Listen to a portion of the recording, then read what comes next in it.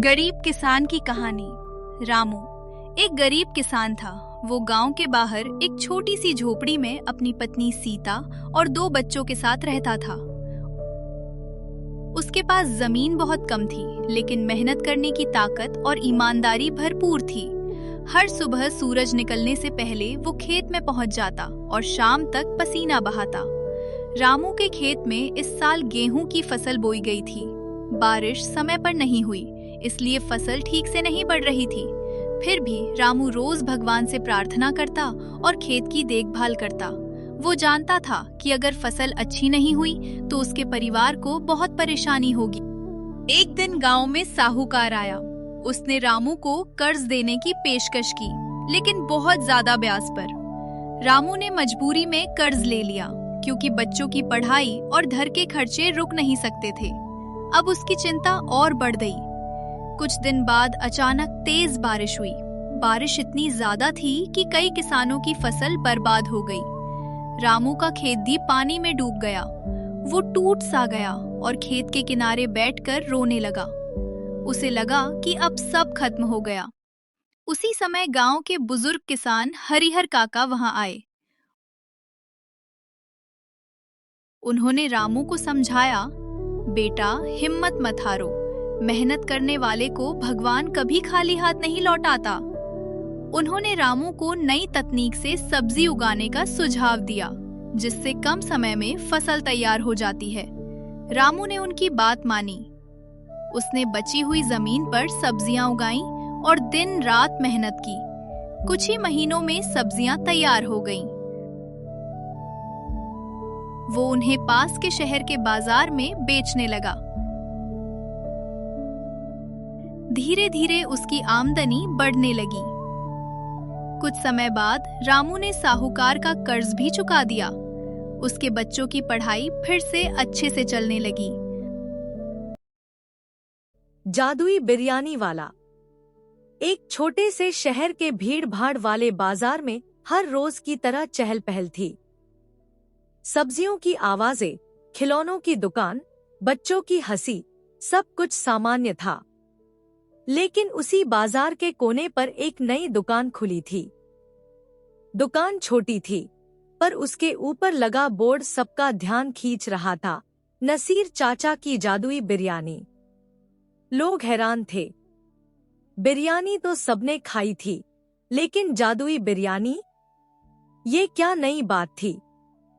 उसी रास्ते से 2 दोस्त, रोहन और पिंकी, स्कूल से घर लौट रहे थे। तभी अचानक उनके नाक में इतनी लाजवाब खुशबू आई कि दोनों रुक गए। रोहन बोला, अरे पिंकी, ये कैसी खुशबू है? मेरे तो मुंह में पानी आ गया। पिंकी ने बोर्ड पढ़ा और हंसते हुए बोली, देखो तो, जादुई बिरयानी। लगता है कोई मजाक है। तभी दुकान के अंदर से एक बुजुर्ग आदमी मुस्कुराते हुए बाहर आए। सफेद दाढ़ी, गोल टोपी और चेहरे पर बहुत ही प्यारी मुस्कान। आओ बच्चों, उन्होंने कहा, मैं हूं नसीर चाचा। आज पहली प्लेट फ्री है। रोहन बोला, चाचा, ये सच में जादुई है क्या? नसीर चाचा ने आंख मारते हुए कहा, बेटा, बिरयानी कभी झूठ नहीं बोलती। दोनों बच्चे और गरम गरम बिरयानी खाने लगे। जैसे ही रोहन ने पहला कौर खाया, अचानक एक हल्की चमक हुई। उसके गंदे जूते खुद ब खुद चमकने लगे। रोहन चिल्लाया, अरे, ये क्या हो गया?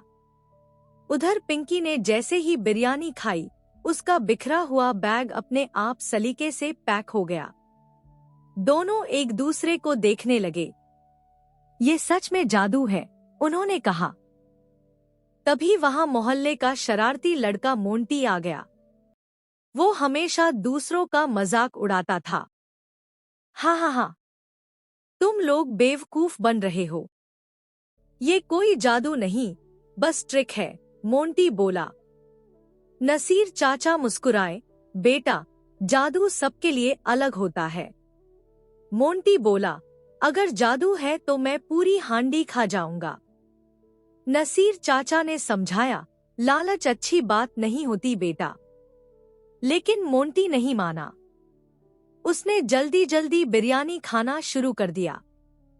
जैसे ही उसने ज्यादा खा लिया, अचानक दुकान के बर्तन उड़कर उसके सामने आ गए। झाड़ू खुद चलकर उसके हाथ में आ गई। मोंटी घबरा गया। अरे, ये क्या हो रहा है? मैं ये काम क्यों कर रहा हूँ? नसीर चाचा हंसते हुए बोले, ये बिरयानी मेहनती लोगों की मदद करती है और जो आलसी होते हैं उनसे काम करवाती है। रोहन और पिंकी हंसने लगे। मोंटी अब पसीना पसीना होकर दुकान साफ कर रहा था। मुझे माफ कर दो चाचा, अब मैं मेहनत करूंगा, मोंटी बोला। नसीर चाचा ने प्यार से कहा, बेटा, असली जादू मसालों में नहीं, मेहनत और अच्छे इरादों में होता है। जो मेहनती होता है उसकी जिंदगी आसान हो जाती है। रोहन बोला, अब से मैं घर जाकर मम्मी की मदद करूंगा। पिंकी बोली, मैं भी अपना होमवर्क टाइम पर करूंगी। मोंटी बोला, और मैं अब किसी को परेशान नहीं करूंगा। नसीर चाचा मुस्कुराए। अचानक हवा चली और जब बच्चों ने पीछे मुड़कर देखा तो दुकान गायब थी। वहां सिर्फ एक बोर्ड पड़ा था जिस पर लिखा था, मेहनत ही असली जादू है। उस दिन के बाद से पूरे शहर के बच्चे बदल गए। सब अपने घर में मदद करने लगे, पढ़ाई करने लगे और अच्छे काम करने लगे। और नसीर चाचा, लोग कहते हैं वो जहां भी जाते हैं वहां मेहनत का जादू फैला देते हैं।